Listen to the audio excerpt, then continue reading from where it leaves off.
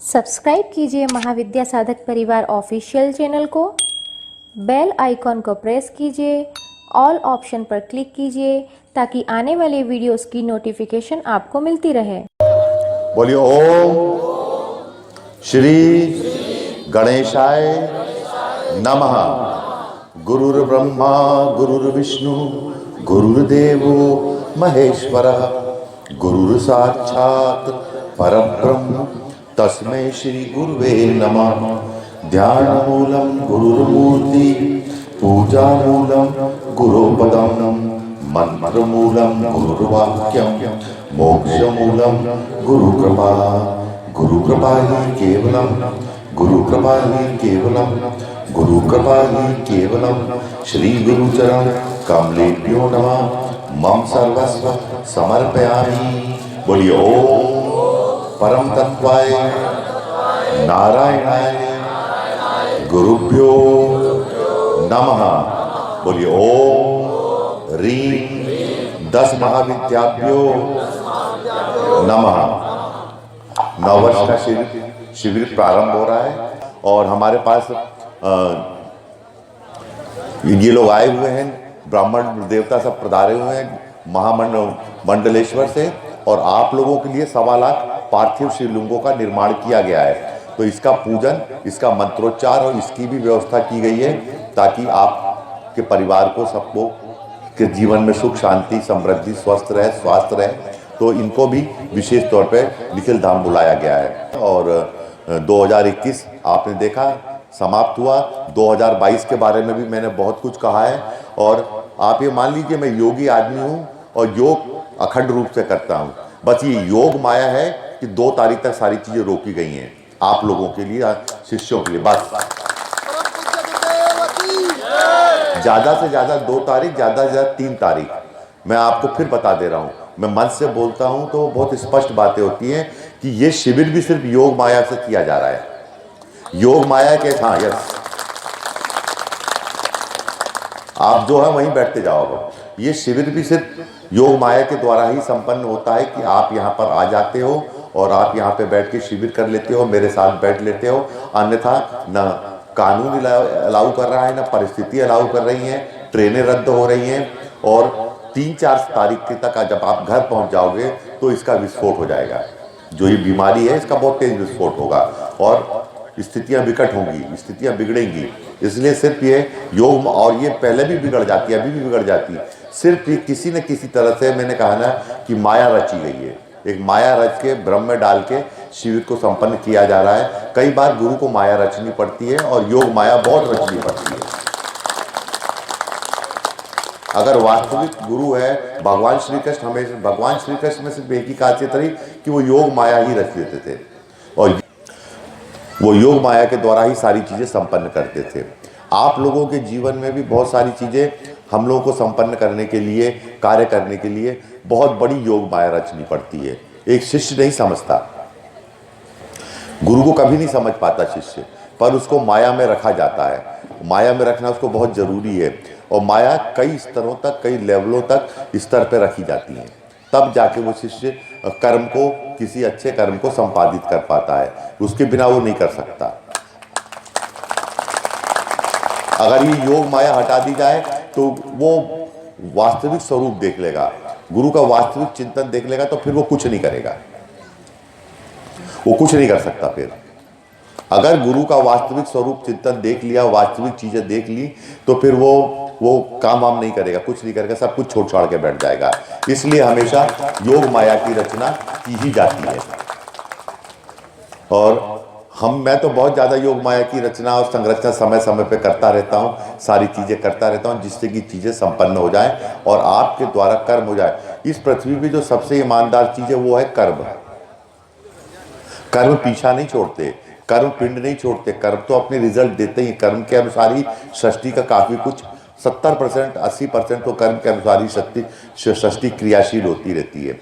पर शिष्यों के कर्म रहते हैं और वो चूंकि शरीर धारण किया हुआ है, जब वो शरीर धारण करके आता है तो उसके कर्मों को काटना पड़ता है, उसके द्वारा कर्मों को कराया जाता है, उसके द्वारा कर्मों को काटना पड़ता है, उसके कर्मों को न्यूट्रलाइज किया जाता है, उसकी कर्म श्रृंखला को क्रैक किया जाता है, तोड़ा जाता है, बहुत कुछ किया जाता है,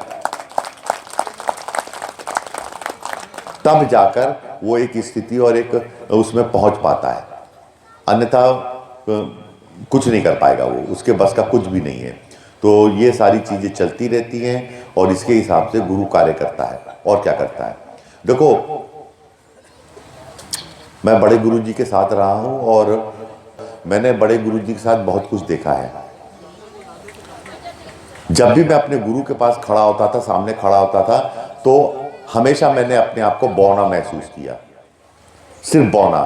कितने विराट हैं ये, इनका चेहरा देखो कितना दैदीप्यमान है, कितनी ऊर्जा इनके चेहरे से निकल रही है, कितने विराट लग रहे हैं। इनकी वाणी कितनी मधुर है, कितनी साफ है, सुस्पष्ट है, कितनी गूंजती हुई गुंजायमान है, कितना जबरदस्त वाइब्रेशन है इनकी वाणी में, ये सुनता ही रहता था।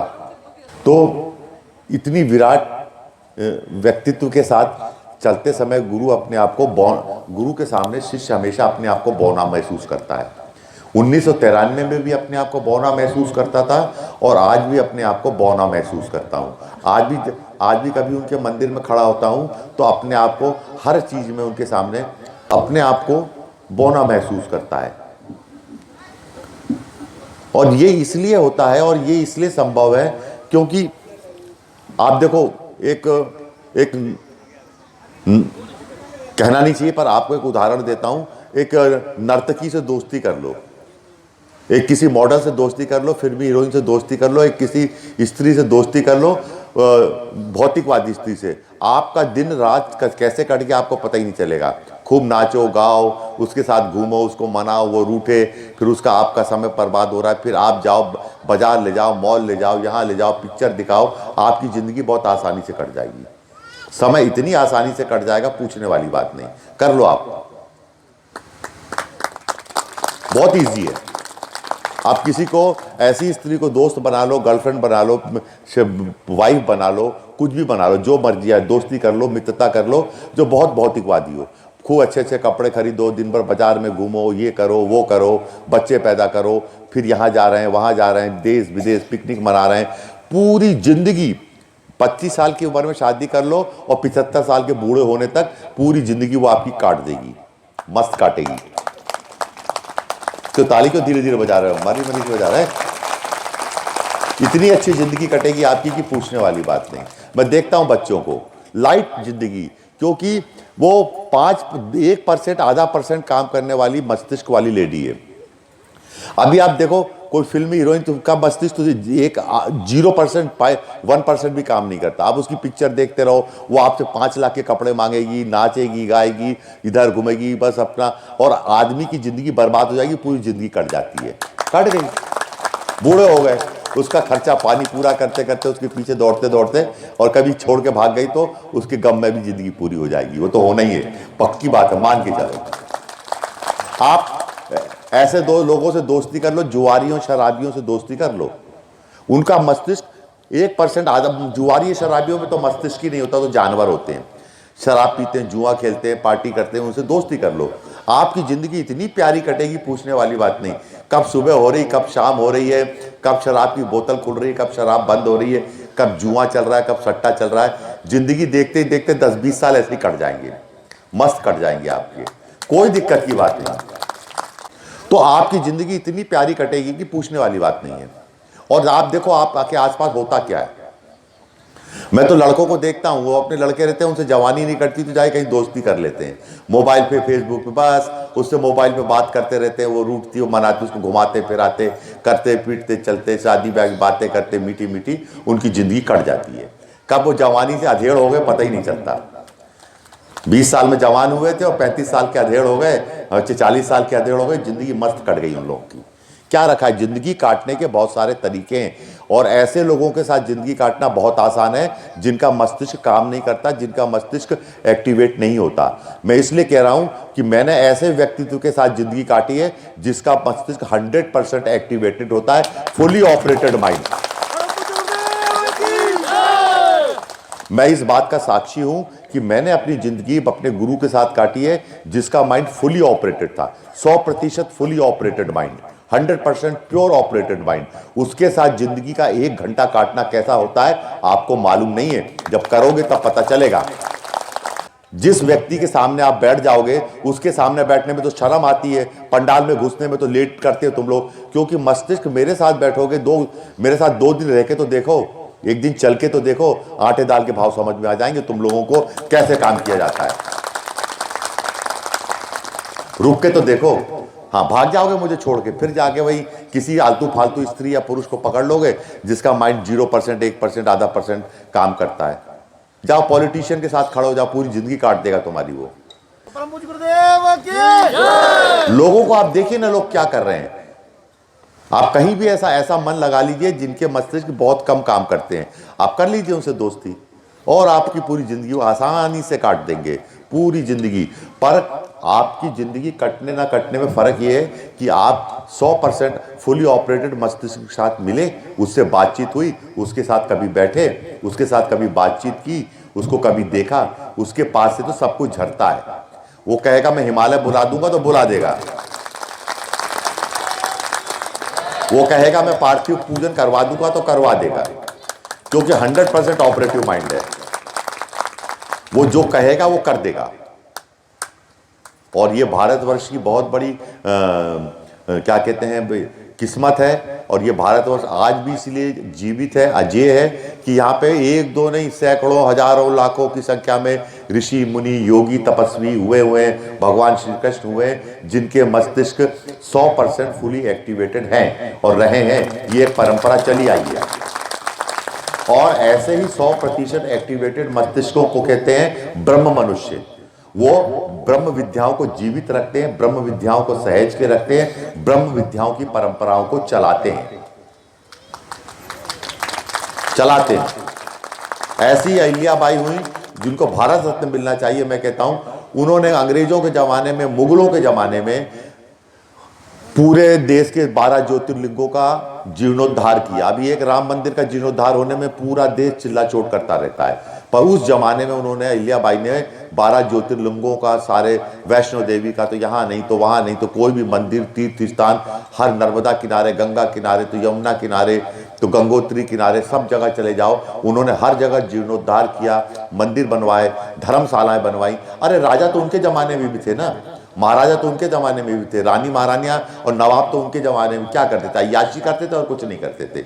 लूटा लाटी, मौज मजे, और शाम को नर्तकी से दोस्ती, इसके अलावा शराब से दोस्ती। उन राजा महाराजाओं की जिंदगी इसी में बीत गई और इसी में वो खत्म हो गए। कोई उनका नाम भी नहीं लेता कि ये अहिल्याबाई के जमाने में राजा महाराजा या नवाब और ये होते थे। पर वो महिला थी, एक लेडी थी अकेली, जिसने, एक अकेली लेडी ने पूरे 12 ज्योतिर्लिंगों का जीर्णोद्धार करा दिया। एक पति भी नहीं था, कम उम्र में विधवा हो गई थी, अकेली ने 12 ज्योतिर्लिंगों का उद्धार और सब काम कर डाले उसने। और इधर तो फौज की फौज लगी हुई है, फिर भी कुछ भी नहीं हो पाता। और इस वर्ष और यहीं पे मैं आपको यही आशीर्वाद देता हूं, ये चीजों के लिए आशीर्वाद देता हूं कि आपका माइंड, आप मेरे साथ चलो, फुली ऑपरेटेड माइंड के साथ कैसे काम किया जाता है, कैसे जिया जाता है, कैसे रहा जाता है, किस तरह से आपको अपना माइंड, और उसी के साथ रहते रहते, चलते चलते आपका माइंड भी 100% एक्टिवेटेड हो जाएगा। और क्या समझते हो आप? सोचते हो कि बस पद्मासन में बैठ जाओगे और मंत्र जाप कर लोगे तो आपको कुछ 10,000 साल भी करते रहो तो कुछ नहीं होता। वो तो गुरु लोग करते हैं, गुरु के साथ चलने की क्रिया है, उसमें आपका, और जब आपका 100% मस्तिष्क एक्टिवेटेड होगा तब आपका शरीर ऐसा होगा, आप जो कहोगे वो होगा। तब आदि गुरु शंकराचार्य जी कहते थे सोने के सिक्कों की बरसात हो, सोने के सिक्कों की बरसात होती थी। क्यों? क्योंकि मस्तिष्क जो है ईश्वर का दिया हुआ एक ऐसा विशेष यंत्र, ऐसा यंत्र है जिसका न भूतो न भविष्यति न किसी काल में कोई तोड़ बन सकता है। वो मस्तिष्क वो चीज है, और उस मस्तिष्क को आप अगर 100% एक्टिवेटेड हो जाए तो मैं आपको कहता हूं जिसके घर जहां पे हो जाएगा उसके आसपास अकाल मृत्यु नहीं होगी, उसके आसपास दरिद्रता नहीं फटकेगी, उसके आसपास गरीबी नहीं फटकेगी, उसके आसपास बैठने वालों के शरीर से बदबू नहीं आएगी। वो जिसको स्पर्श कर देगा वो कोढ़ी भी ठीक हो जाएगा, वो भी मिट जाएगा। वो जिसको छू देगा, जिसकी तरफ नजर डाल देगा, उसका कल्याण हो जाएगा। ये पहचान है।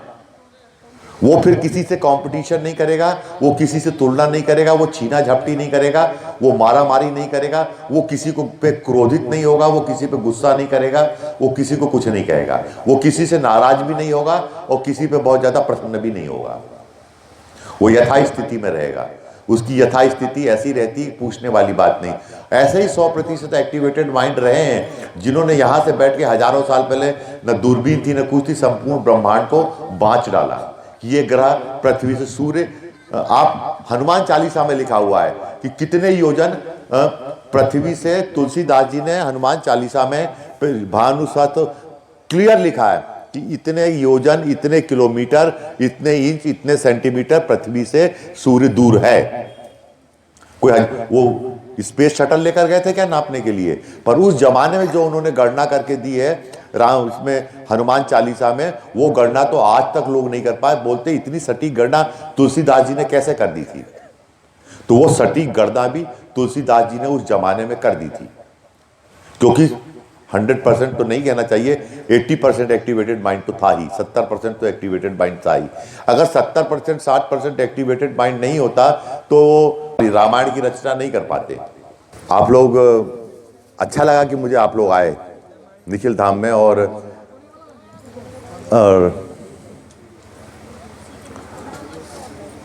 अप्सरा दीक्षा में जितने शिष्य आए थे उसमें से 70-75% इसमें नहीं आ पाए, अघोर लक्ष्मी में नहीं आ पाए, और इसमें बिल्कुल नए हैं। मैं सबके चेहरे देख रहा हूं तो जो अघोर, मतलब 75% का ही रेशियो चलता है। इसमें भी 75% जो अघोर लक्ष्मी में आए थे इसमें नहीं आ पाए। तो एक रोटेशन चलता रहता है, उस रोटेशन में जो आ गया सो आ गया, जो नहीं आया सो नहीं आया, दूसरे शिविर में आ जाता है। और एक आपने एक बात कभी नोट नहीं की होगी, कभी नोट की होगी कि जितना बड़ा मैं पंडाल बांध दूं, वो पंडाल का एक टुकड़ा भी खाली कभी नहीं रहता। ये क्रिया है। अगर मैं इस पंडाल को आखिरी तक बांध देता तो ये आगे इतने शिष्य और आ जाते हैं, आखिरी तक भरा जाता, वो कटिंग नहीं होती। तो जब भी एक एक चीज तय होती है तो मुझसे पूछते हैं ये लोग, गुरुजी कितना बड़ा पंडाल बांधना है? नहीं, आप चल के नाप दो। ये लोग या पंडाल बांधने वाले या कोई भी जो लोग होते हैं या मेरे स्टाफ के लोग होते हैं, वो अपने से स्वयं पंडाल का निर्णय नहीं करते। वो कहते हैं आप खड़े हो जाओ, बता दो यहाँ से यहाँ तक पंडाल बांधना है। तो फिर मुझे एक दिन आना पड़ता है निखिल धाम, और आके वहाँ खड़ा हो जाता हूँ, हाँ ये लाइन डाल दी, यहाँ तक बांध दो। फिर उसके बाद वो आँख मूंद कर वहाँ तक पंडाल बांध देते हैं, और वो पूरा पंडाल पूरा भर जाता है। अब कैसे होगा, कहाँ से आएंगे, क्या नहीं होगा, क्या नहीं होगा। और इस पंडाल को थोड़ा और आगे खींच देता तो और लोग बढ़ जाते हैं, और इसको थोड़ा छोटा कर देता तो उतने लोग और कम हो जाते हैं। यही योग माया है, यही 100% फुली ऑपरेटिव माइंड के साथ काम करने की क्रिया है। जैसा कर देंगे वैसा हो जाएगा, जितना ज्यादा खींच दिया जाएगा उतना ज्यादा हो जाएगा। उसका कारण है, मैं अपने लिए कभी पंडाल लगाने वाला नहीं बना। मैंने, माता जी ने शायद अपने किसी फंक्शन के लिए, किसी के जन्मदिन के लिए या किसी पारिवारिक फंक्शन के लिए कभी पंडाल लगाना नहीं सीखा। मैंने गुरु जी के लिए पंडाल लगाया, सदा और हमेशा लगाया। मैंने पोस्टर सिर्फ गुरु जी के लगाए। मैं आयोजक बना हूं किसी चीज का संसार में तो सिर्फ गुरु जी के शिविरों का आयोजक बना हूं, और किसी चीज का आयोजक नहीं बना। किसी शादी ब्याह का, जन्मदिन का या किसी अन्य फंक्शन का आयोजक कभी नहीं बना, नेवर। जो आयोजक बना गुरु जी के लिए बना। अगर मैं गुरु जी के लिए बिल्डर भी बन गया, मैं प्रॉपर्टी डीलर भी बन गया।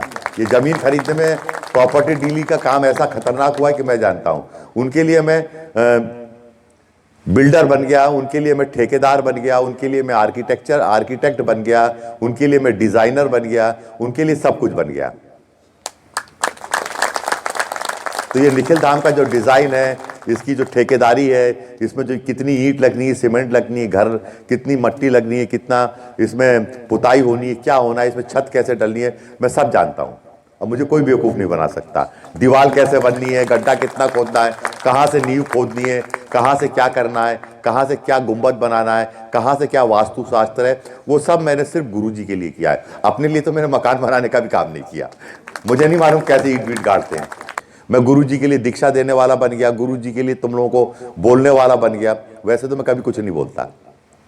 गुरुजी के लिए मैं यूट्यूबर बन गया, यूट्यूब पे आ गया। और आप लोगों को बहुत बहुत आशीर्वाद है कि एक आध्यात्मिक चैनल बिना किसी प्रचार प्रसार के, बिना किसी तामझाम के, एक आदमी आता है, एक पत्थर के ऊपर बैठ जाता है। आपके मेरे वीडियो में होता क्या है, एक मैं आता हूं और एक पत्थर के ऊपर बैठ जाता हूं, कहीं भी किसी पत्थर के ऊपर या किसी पेड़ के नीचे कुर्सी डाल के बैठ जाता हूं। और उसके बाद मैं आधा 1 घंटा 1.5 घंटा बोलता रहता हूं, क्या बोलता हूं क्या नहीं बोलता हूं। और वो चैनल 10,000 क्रॉस कर चुका है आज। उसकी 10,000 व्यूइंगशिप उसकी हो गई, और उसका कोई प्रचार नहीं, कोई प्रसार नहीं, कोई कुछ नहीं। तो और किसी शिष्य भी नहीं कहा कि तुम लोग वो चैनल खोल के देखो मत देखो। वो शिष्य तो 90% देखते ही नहीं है। खोल के देखना है देखो, नहीं देखना मत देखो, तुम पे मोबाइल है या नहीं, मैं कुछ नहीं करता। बस एक पत्थर के ऊपर आके बैठ जाता हूँ, या किसी एक दीवार पे बैठ जाता हूँ, एक कुर्सी डाल के, प्लास्टिक कुर्सी डाल के बैठ जाता हूँ, और 1 घंटा बोल देता हूँ, 1.25 घंटा। तुमको देखना है देखो, नहीं देखना मत देखो, जो करना है करो, करना है करो कमेंट, और नहीं करना मत करो। और तुम लोग नहीं देखोगे तो विदेश के लोग देखने लगे, और आने वाले समय में तो बहुत कुछ लोग देखेंगे। और मैंने कहा ना, उसको बार बार देखना पड़ेगा। क्यों? क्योंकि 100% फुली ऑपरेटिव माइंड के साथ एक चीज है, मैं बार बार इस चीज को रिपीट कर रहा हूं इसी में, क्योंकि जो कुंडलिनी शक्ति की बात होती है, या जो तुम्हारे क्या कहते हैं, किसी ने कहा कि इनको केवल ज्ञान प्राप्त हो गया, किसी ने कहा इनको मोक्ष प्राप्त हो गया है, किसी ने कहा ये एनलाइटेंड हो गए, किसी ने कहा ये प्रकाशवान हो गए हैं, किसी ने कहा ये इनको पूरी सिद्धियां प्राप्त हो गई हैं। ये कुछ नहीं है, 100% ऑपरेटिव माइंड की स्टेज है। एक मशीन है, आप इसको समझ लीजिए, एक बायोलॉजिकल मशीन है जो हम सबको विरासत में मिली हुई है। हमारा मस्तिष्क जो कि 100% अगर एक्टिवेटेड हो जाए, तो आप ये समझ लीजिए कि आप उसको फिर किसी भी भाषा से, किसी भी शब्द में और किसी भी चिंतन में बुला सकते हैं। फिर उस मस्तिष्क को बोलने की भी जरूरत नहीं है। और 99% मैं बिना बोले ही अपने कमरे में बैठ के आप लोगों से संप्रेषण कर लेता हूं। आपके मन में जो विचार उठता है उसका संप्रेषण मैं अपने कमरे में बैठ के ही कर लेता हूं, बिना बोले। और आप अपने घर में क्या कर रहे हैं, आप क्या करने जाएंगे, क्या करेंगे, क्या नहीं करेंगे, उसका भी मेरे पास संप्रेषण अपने आप हो जाता है। उसके लिए कोई केबल के तार खींचने की जरूरत नहीं है मुझे, या कोई सैटेलाइट डिश लगाने की जरूरत नहीं है, क्योंकि वो मस्तिष्क की संरचना ही ऐसी है कि कुछ भी करने की जरूरत नहीं है। आप पे संकट आने से पहले ही मुझे मालूम चल जाएगा आप पे संकट आएगा, और मुझे कैसे निवारण करना है। और गुरु जो होता है, जो ऑपरेटिव माइंड होगा, वो साइलेंटली काम करेगा। वो चुपके से, धीरे से, दबे पांव आएगा, और 99% समय दबे पांव आपके घर में आएगा, आपके आसपास आएगा, आपको प्रभु उसकी प्रेजेंस महसूस होगी, और वो काम करके चला जाएगा। और आप एक बात और सुन लीजिए, और जब जब आप भ्रष्ट होंगे, गुप्त पापी बनेंगे, मुझे मालूम चल जाएगा कि आप गुप्त पापी बन रहे हैं, आप भ्रष्ट हो रहे हैं, आप लाइन से भटक रहे हैं, आपको बहुत तकलीफ हो जाएगी। इस पे जोर की ताली बजाओ, आपको बहुत तकलीफ होगी। जहां पटरी से गाड़ी उतरी, जहां तुमने गलत काम किया, जहां तुम आउट भ्रष्ट हुए, जहां तुमने चरित्रहीनता दिखाई, जहां तुमने गड़बड़ी दिखाई, जहां तुम्हारे अंदर कुविचार आए, आप ये समझ लो कि आपको कष्ट होना ही होना है। फिर मैं रियलाइज करा दूंगा, नहीं ये गलत,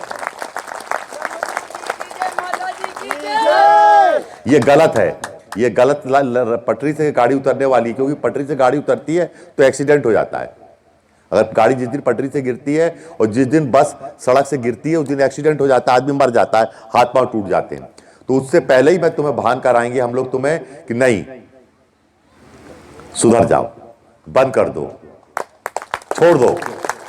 और नहीं तो छोड़ा भी देंगे, करने नहीं देंगे, करने तो देंगे ही नहीं, सवाल ही नहीं उठता, होने ही नहीं देंगे। आप जितनी चाहे उतनी कोशिश कर लो, जितना चाहे उतना परिश्रम कर लो, आपको मैं गलत काम करने दूंगा ही नहीं। ये आप हंस के रहो, रो के रहो, खुशी से मानो, ऐसे मानो, वैसे मानो, जैसे मानना है मानो, नहीं मानना है मत मानो, आपको मैं पैसे में लिप्त होने नहीं दूंगा।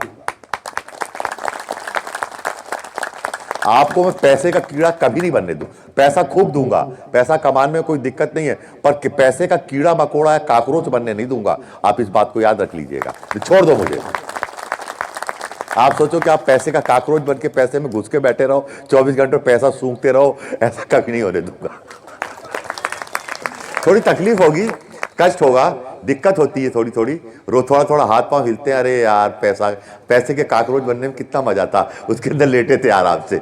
पर गुरु नहीं बनने देता। मेरे गुरु ने मुझे नहीं बनने दिया, तो मैं तुम्हें कहां से बनने दूंगा, कहां से बना दूंगा पैसे का काकरोच तुम्हें। नहीं, एक लिमिट तक, एक सीमा तक, और एक सारी चीजों तक होना चाहिए, सारी बातें होनी चाहिए, और जला बर्न कर दूंगा। द मास्टर से द कृष्ण मूर्ति थे, जब उनको रात में मेरे जैसी पावर आती थी तो उनके अंदर से एक बालक बोलने लगता था, बच्चा 2 साल का, 3 साल का, 6 साल का, मुझे जला रहे हैं, देखो मेरे बॉडी को जला रहे हैं, बर्न कर रहे हैं मुझे मेरे को जल रहा है, कितना जलने की बात आ रही है, कितना जला दिया। छोटा बच्चा रो रो के बोलता है, वो उनकी बॉडी बोलती है, माइंड बोलता है रो रो के। स्पिरिचुअलिटी बड़ी मिस्टिक है, मिस्टीरियस चीज है, बहुत रोता है माइंड। तो होता क्या है कि आपकी जो मेमोरी होती है, पूर्व जन्म की, इस जन्म की मेमोरी होती है, आपके जो कर्म होते हैं, जब ये डिवाइन पावर्स आती है, गुरुओं की शक्तियां आती है, मंडल आता है आपके पास, तो आपके अंदर जला देता है, आग लगा देता है, आपकी मेमोरीज को बर्न कर देते हैं, आपकी कर्मों को बर्न कर देते हैं। जैसे कहते हैं ना, हमारे घर में कचरा इकट्ठा हो गया, तो एक जगह खूब हो रहा है, तो एक जगह कचरा इकट्ठा करके आग लगा दो, खत्म करो। आपको किसी ने मारा है, आपको पीटा है, आपको किसी को कष्ट दिया है, आपने कोई गलत काम किया है, आपने क्या कहते हैं, कोई गलत मेमोरी है, आपने कोई दुःस्वप्न देखा है, आपके साथ चीटिंग हुई है, आपके साथ धोखा हुआ है, आपको किसी ने बहुत त्रास दिया है, ये सब चीजें अगर नहीं जलाई गई तो आप नहीं जी सकते, आपको बहुत तकलीफ होगी। फिर आप सारी जिंदगी इनको याद करते रहोगे, रिसाइकल में सोच सोच के परेशान होते रहोगे।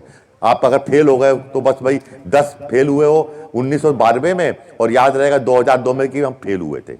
वो फेल हो गए किसी क्लास में, तो वो मेमोरीज को बर्न कर दिया जाता है और उन मेमोरीज को जला दिया जाता है। जब तक वो मेमोरी, कोई जीवन में असफलता मिल जाती है, हो गया का व्यापार फेल हो गया, कुछ गड़बड़ थड़बड़ बहुत कुछ होता है, कहीं पैसा गंवा बैठे होगे, कुछ हो गया होगा, ये सब तो लगा रहता है, लाइफ पार्ट एंड पार्सल है लाइफ के, तो इनको जला दिया जाता है। तो बहुत और इसको जलाना बहुत कठिन है, बर्न करना बहुत कठिन है। जब इसको जलाया जाता है तो बहुत तकलीफ होती है। क्यों? क्योंकि वो आपका अस्तित्व को मिटाता है। आपके अस्तित्व को मिटाने के लिए आपकी मेमोरीज को, आपकी वासनाओं को, आपके किसी के प्रति मोह को, किसी के प्रति माया को जलाया जाता है। अगर तुलसीदास की उनकी पत्नी के प्रति जो एक मोह था, वासना थी, अगर उसको जलाया नहीं गया होता तो कभी तुलसीदास नहीं बन पाता, कभी नहीं बन पाता। जला देते हैं उसको, तो गुरु लोग इकट्ठा करके जला देते हैं। तो गुरु कहीं कहते हैं ना, शमशान क्रिया यही है कि आपकी बहुत सारी चीजों को हम लोग जला देंगे। मैं तो जला ही देता हूं, लेकिन इकट्ठा करो, माचिस लगा दो, ना रहेगा बाज, ना बाजेगी बांसुरी। बीज ही नहीं होगा। एक बार गेहूं जल गया तो बीज भी नहीं होगा, दूसरी बार वो उगेगा ही नहीं, वो उसमें से कुछ निकलेगा नहीं, तो उनको जला दिया जाता है, भस्म कर दिया जाता है। तो वो बच्चा बोलता था, सब लोग सुनते थे उनके पास जो थे कमरे में, कि अरे क्या हो रहा है मेरे अंदर, ये क्या बर्न हो रहा है, तो जला देते हैं। तब एक ऐसे मनुष्य का निर्माण होता है जिसके अंदर पास्ट का कोई ट्रेसेस नहीं होता, और जब वो मूवमेंट करता है, a man is moving without traces, जिसके अंदर पास्ट का कोई ट्रेस नहीं है, कोई पास्ट की मेमोरी नहीं है, और उसके जब वो छाती तान के चलता है तो पृथ्वी की शोभा होता है, वो मनुष्य होता है, वो परम मनुष्य होता है। उसे महापुरुष कहते हैं, उसे वो कहते हैं वो पीछे का भूल गया सब कुछ, वो छाती तान के चलता है, उसकी चेहरे की रौनक ही कुछ और होती है, उसका आभा मंडल ही कुछ और होता है। उसके बिना जब तक मेमोरीज को जलाया नहीं जाएगा, मेमोरीज को खत्म नहीं किया जाएगा, उनको मिटा नहीं दिया जाएगा, आप समझ लीजिए कि नए मनुष्य का और ऑरा मंडल और एक स्वच्छ सुनहरे आभा मंडल के या सफेद आभा मंडल के मनुष्य का बनना संभव नहीं है, असंभव है, जला देना पड़ता है। यही रुद्राभिषेक है, यही रुद्र का अभिषेक है, वो जला देता है। और उसको भस्म कर देने के बाद एक नया मनुष्य, एक नई चीजें होती है, एक नया खड़ा होता है। आप मेरे पास आए हो, मेरे को मालूम है, बहुत ही मर्सीलेस, बहुत ही क्रूरता पूर्वक, बहुत ही जबरदस्ती आपकी मेमोरीज को, आपकी पास्ट मेमोरीज को, आपके जीवन में बीते हुए काल को, दुःस्वप्नों को, सबको जला के भस्म कर दूंगा। तब जाके एक नया इंसान और एक नए शिष्य का उदय होगा।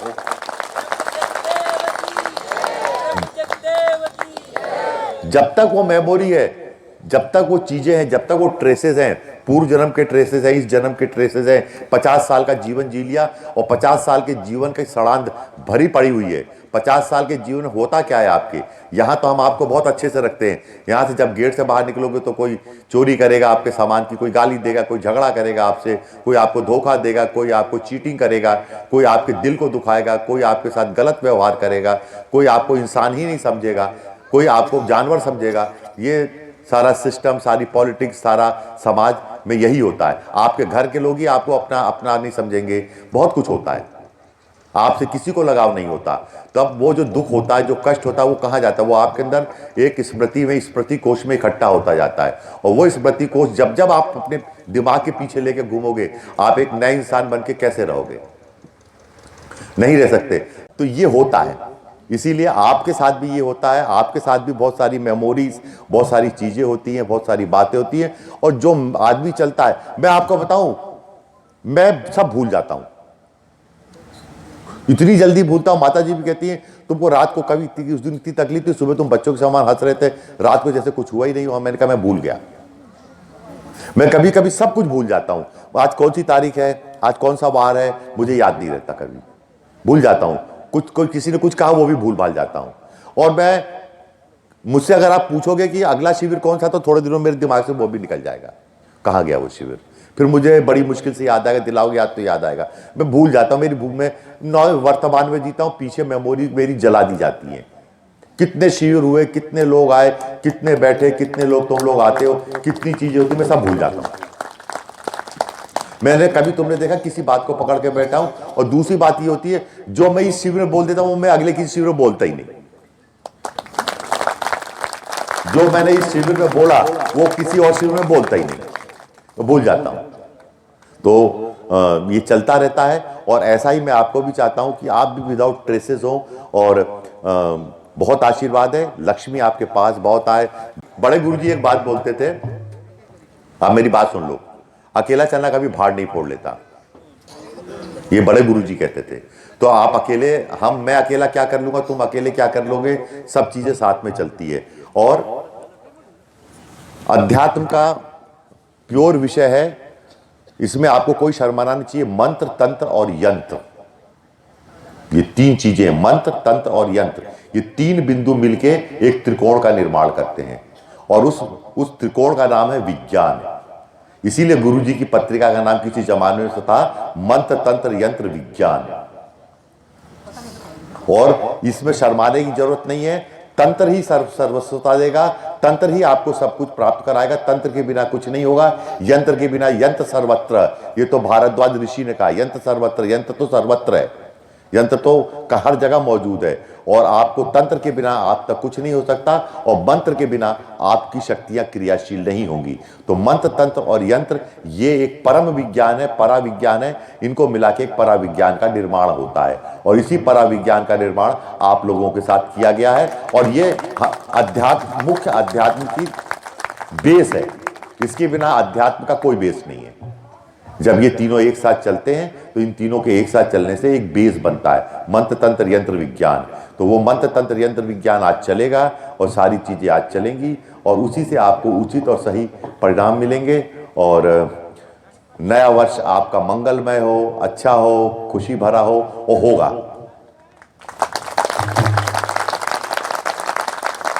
आने वाले 9 वर्ष में आप सभी और ये वर्ष साधकों के लिए बहुत अच्छा रहेगा। शनि राजा है, तो आप ये मान के चलिए कि साधकों को, आध्यात्मिक लोगों को आकस्मिक धन की प्राप्ति होगी। वो मुकदमे जीत जाएंगे, कोर्ट कचहरी जीत जाएंगे, उनके मकान बन जाएंगे, उनके विवाह भी हो जाएंगे, उनको संतान की प्राप्ति भी होगी। और वो नौकरी वोकरी कर रहे हैं तो वो भी ठीक हो जाएगा। और अगर पिता से नहीं पटती, बाप से नहीं पटती, तो वो तो नहीं पटेगी, इस साल में बिल्कुल नहीं पटेगी। वो तो चलता ही रहेगा तामझाम, वो एक अलग विषय, क्योंकि सूर्य और शनि के बीच में नहीं पटती कभी। पर आपको अनुभूतियां बहुत अच्छी होंगी मंत्र सिद्धि के लिए, तंत्र सिद्धि के लिए और यंत्र सिद्धि के लिए। सन 2022 बहुत अच्छा साल है, बहुत अच्छा वर्ष है। मैंने इतनी पत्रिकाएं लिखी हैं, आप कोई सी भी पत्रिकाएं उठा लो और उस पत्रिकाओं को 7 दिन 10 दिन तक खोल के देखो, पत्रिकाओं का मनन करो, चिंतन करो कि मुझे इसमें से कौन सी साधना करनी चाहिए।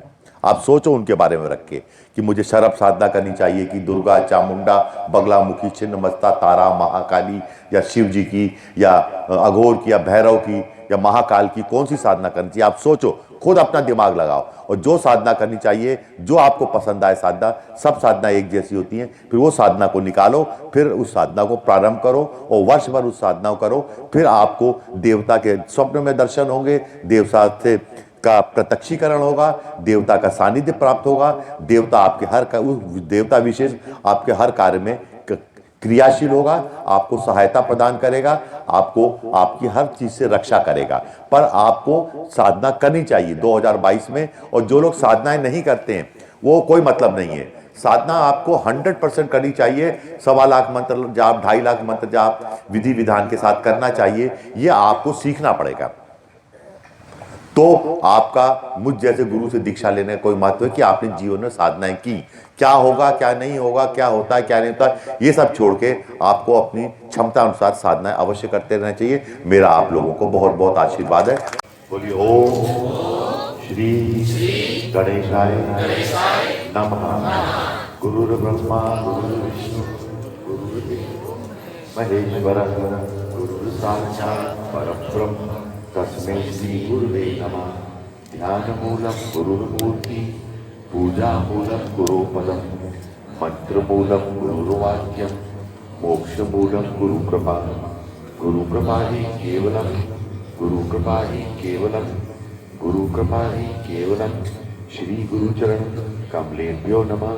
मम सर्वस्व समर्पयामि।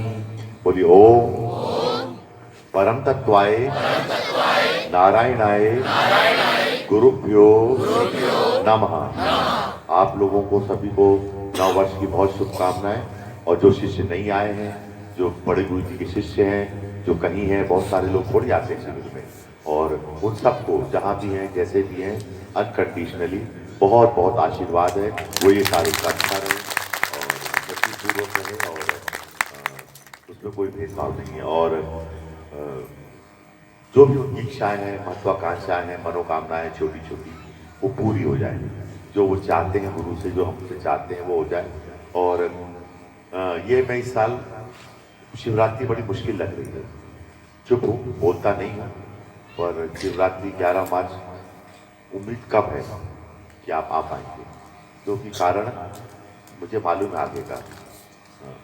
नहीं बोलता मैं, पर स्थितियाँ अभी 2-3 दिन बाद विस्फोटक हो जाएंगी और हो सकता है आपका भी मूवमेंट कम हो जाए 4 तारीख के 5 तारीख के बाद। और अभी तो बस किसी तरह से, मैंने कहा ना, गुरु माया डाल के रोक देता है किसी चीज़ को, तो आप लोगों को रोक दिया है। सारी नजरों से बचाकर, सब चीज़ों से बचाकर इधर निकाल लाया हूँ, आगे भी निकाल लाऊंगा। आप लोग सेफ रहेंगे, सुरक्षित रहेंगे। पर शिवरात्रि मैं कुछ नहीं बोलूँगा, कोई मैंने उस पर निर्णय नहीं दिया है। आप समझदार हैं, तो जो आ गए हैं। अभी उनसे बातचीत हो गई है और सारी चीज़ें हैं, देखेंगे जैसी स्थिति बनेगी उस हिसाब से। शिष्यों की सुरक्षा अहम होती है, सबसे पहले होती है, बात नंबर 1। और पूजन भी अच्छा हुआ था, शिव पूजन भी करा दिया था और आप सब भी बहुत खुश थे, हंसते मुस्कुराते हुए थे। और ऐसे ही कई रूप देखे थे। फेसेस बिहाइंड फेसेस, एक चीज होती है, एक चेहरे के पीछे एक चेहरा, एक चेहरे के पीछे एक चेहरा होता है और पल पल आदमी का चेहरा बदलता है। और कभी आपको ध्यान में, कभी आपको स्वप्न में, कभी पूजा करते समय या कभी अकारण आपको कोई चेहरा दिखाई देता है, तो आप सोचते हैं हमको किसी का चेहरा दिखाई देता है बार बार, ऐसा चेहरा है, वैसा है, ये है। वो कुछ नहीं, सिर्फ आपका ही चेहरा होता है। वही इस जन्म का, उस जन्म का, किसी तपस्या के जन्म का।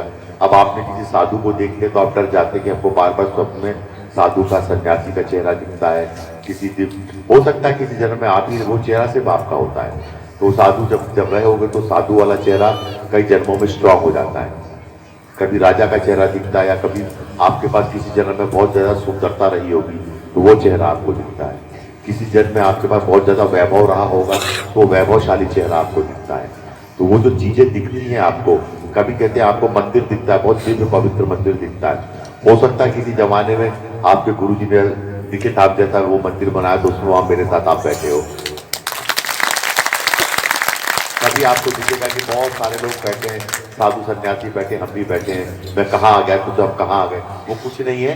वो बहुत स्ट्रॉन्ग ट्रेसेस ऑफ मेमोरी हैं जो डिलीट और इरेज नहीं हो पाते हैं, जो किसी न किसी जन्म में आपने अचीव किए हुए होते हैं, वो आपके साथ सदा जुड़े हुए होते हैं। हो सकता है कभी आप मुझे अपने साथ भी पाते हो स्वप्न में, चलते फिरते हम मंदिर में थे गुरु जी के साथ, यहाँ थे। तो हो सकता है इस जन्म में नहीं चले हो, किसी जन्म में मेरे साथ ऐसे चले हो, पीछे पीछे मेरे मेरे करीब रहे हो। इस जन्म में नालायकी के कारण थोड़े दूर हो गए हो, पिछले जन्म इस समय पैसे के करीब हो गए हो और गुरु से दूर हो गए हो, कई बातें। तो पैसा ज़्यादा प्रेम हो गया हो, तो ये भी बातें हैं। तो वो फेसेस बिहाइंड फेसेस दिखाई देते हैं, और स्पिरिचुअलिटी में आपको फेस दिखाई देगा, और फिर धीरे धीरे आपका फेस वैसा हो जाता है। चेहरे बदलते रहते हैं, तो मुझे चेहरे दिखते हैं, और चेहरे वो बदलते रहते चेहरे हैं, और चेहरा वैसा ही हो जाता है। आपको अपना चेहरा भी अगर आप देख लो ये और उसमें ध्यान करते रहो, तो आपका चेहरा फिर से वैसे ही सुंदर हो जाएगा। आप बात करते समय बहुत कॉन्शियस रहते हैं, मिलते समय बहुत कॉन्शियस रहते हैं, तो आपका वास्तविक चेहरा प्रकट नहीं हो पाता, वो छुप जाता है, दब जाता है, या आप काम में व्यस्त होते हैं, आप वो दिखाना नहीं चाहते। पर कभी कभी आप रोते हैं या अचानक कहीं बैठे हुए हैं, कहीं खोए हुए हैं ख्याल में, तो आपका वो वास्तविक चेहरा निकल के सामने आ जाता है कि हाँ ये इसका वास्तविक चेहरा, this is the original face. आज से 20 साल पहले ये जमीन पे खेती होती थी, बंजर था, लोग यहाँ आने से डरते थे, और इसके बगल में बाघों की मांद होती थी। तो वो एक जगह थी 20 साल पर। तो आज से 15 साल पहले मैंने इस जमीन पर कदम रखा, तो लोग हंसते थे कि कहाँ आ रहे हैं गुरु जी। और आज 15 साल के अंदर, 10-15 साल के अंदर ये निखिल धाम भी हंगम निकल के आ गया है। मंदिर है, ये है, वो है, 10 महाविद्याएं हैं, चारों तरफ पेड़ पौधे हैं। तो मैंने इसका ओरिजिनल फेस निकाल दिया, इवॉल्व कर दिया, वो ओरिजिनल फेस निकला इसको, तो इसका ओरिजिनल स्वरूप निकल आया। और सबसे बड़ी बात है, रास्ते में यही सोच रहा था आते आते, क्योंकि मैं गुरु जी के साथ बहुत लंबा चला हूँ, माता जी भी चली है, तो गुरु जी कहाँ विराजे? भारत का जो सबसे, विश्व का जो सबसे बड़ा जो शिवलिंग है, ज्योतिर्लिंग है, उसके पास ही, उसी की तरफ मुख कर कर आप देखें, गुरु जी का मुख शिवलिंग की तरफ ही है, तो उसी तरफ मुख करके गुरु जी विराजमान हुए हैं। तो ये जगह अपने आप में, और नदी किनारे, कलिया सोच नदी किनारे, आगे संगम है, यहाँ पे पहाड़ है, मुझे पहाड़ दिया, वृक्ष दिए, यहाँ अरविंद तुम ऐसा काम कर लेना। बाकी चल के वो पहाड़ भी कम से कम 20 स्क्वायर किलोमीटर में मैं बना रहा हूँ, तो वो जाके बहुत निखिल वन के नाम से प्रसिद्ध होगा, बहुत विराट प्रसिद्ध होगा। क्योंकि वहाँ पे अभी तक मैं 10,000 बरगद लगा चुका हूँ, तो 10,000 बरगद जिस दिन खड़े हो गए, अभी तो खड़े हो गए, तो वो जगह क्या बनेगी, क्या चीजें होंगी यहाँ आसपास, और बहुत कुछ होगा। अभी थोड़े दिनों बाद हो सकता है इस नदी के उस पार भी पुल हो, वहाँ की जमीन भी आपकी हो।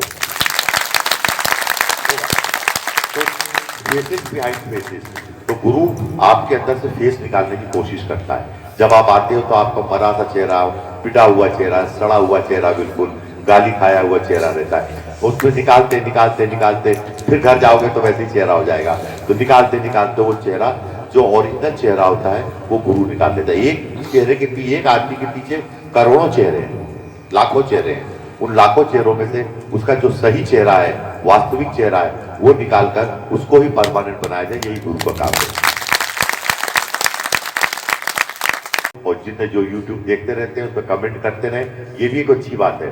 तो मुझे उनके चेहरे याद रहते हैं, और बड़े गुरु जी का अगाध अगाध प्रेम, उनके जीवन की पूंजी है बड़े गुरु जी का अगाध प्रेम, निष्ठा, और ये तो बहुत सारे, और उनका मैंने शिविरों में डेडिकेशन देखा है। बैठती थी पूजा, ऐसे नहीं बहुत सारे इधर घूम रहे हैं, उधर खाना खा रहे हैं, उधर जाके बाथरूम कर रहे हैं, उधर गुटखा चबा रहे हैं। वो बैठती थी, अगर गुरु जी जब तक मन से न उठ जाए, हिम्मत है बाथरूम करने, खाना खाने, पानी पीने भी उठ जाए, वो डॉक्टर साधना है, उसकी बराबरी कौन करेगा? ऐसे तो बाहर जाके पेड़ के नीचे सो रहे हैं, इधर बैठ के मोबाइल में बतिया रहे हैं, बेस सिर बैठ कर, हमने तो देखा है ना उसका डेडिकेशन। और बड़े गुरु जब तक मन में बैठे, बजा ले जो नीचे उठ जाए, वो बजा ले, मन से उठ के इधर उधर चली जाए, कहीं बजा ले, गुरु जी के कमरे के बाहर से कहीं उठ के चली जाए, उतना तपस्या, एक टांग पे खड़े रख के उसकी तपस्या साधता रही है, उसकी बहुत तपस्वी रहा है। तो वो सीखने वाली बात है। उनके जीवन में तो लोग बहुत सारे सीख सकते हैं, समझ सकते हैं, और सारी बातें हैं। और यही बोल रहा हूँ कि आपको सीखना चाहिए। वो बैठती थी तो उठती नहीं थी, कितनी रात हो जाए, गाड़ी छूट जाए, ट्रेन छूट जाए, रिजर्वेशन कैंसिल हो जाए, पर ऐसा नहीं कि वो कभी उठ के भग जाए या उठ के बीच में भग जाए, मेरी गाड़ी है, मुझे पंजाब जाना है, मुझे अभी नेपाल जाना है, आधे शिविर में भाग जाए। उसने कभी खंडित काम नहीं किया। जिसने अपने जीवन में गुरु के साथ खंडित काम नहीं किया, जिसकी गुरु यात्रा खंडित नहीं हुई, जिसका गुरु प्रेम खंडित नहीं हुआ, जिसका गुरु प्रेम समर्पण खंडित नहीं हुआ, जिसकी गुरु के प्रति निष्ठा खंडित नहीं हुई, जिसका गुरु के प्रति दान खंडित नहीं हुआ, वो अखंड है।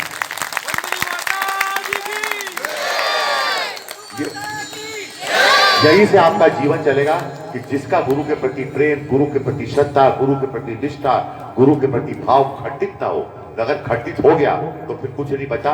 खंडित खंडित होता है और अखंड अखंड होता है। अखंड मंडलाकारं व्याप्तम येन चराचरम तत्पदम अनित्यम येन तस्मै श्री गुरुवे नमः। अखंड ज्योत है वो, ज्योत बुझने वाली ज्योत नहीं है, मरते समय जीवन के कई जन्मों तक जलने वाली अखंड ज्योत है वो। तो अखंड ज्योत के साथ अखंड ज्योत की क्या बने, और ऐसा ही आशीर्वाद देता हूं। आपकी माँ जैसी है, पुत्र और पुत्रियां भी नालायक वैसे ही निकल जाए तो ज्यादा अच्छा है। बहुत आशीर्वाद है।